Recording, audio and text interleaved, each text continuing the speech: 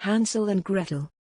Once upon a time, a poor woodcutter lived with his two children, Hansel and Gretel, and their cruel stepmother. The family was struggling to survive, and there was barely enough food to eat. One night, the stepmother convinced the woodcutter that the only way to avoid starving was to leave Hansel and Gretel deep in the forest.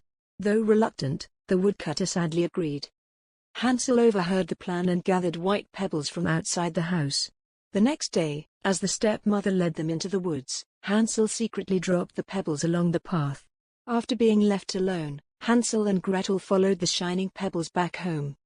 Angry that her plan had failed, the stepmother locked the children in the house and hatched a new scheme. The next day, she took them even deeper into the forest. This time, Hansel, without access to pebbles, used breadcrumbs to mark the trail. But when they tried to retrace their steps, they found that birds had eaten all the crumbs, leaving them lost. Wandering through the woods for hours, tired and hungry, Hansel and Gretel stumbled upon a cottage made entirely of gingerbread, candy, and sweets.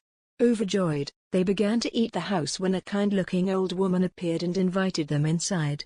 Little did they know that she was a wicked witch who had built the house to lure children. Once inside, the witch locked Hansel in a cage and forced Gretel to do chores, planning to fatten Hansel up so she could eat him.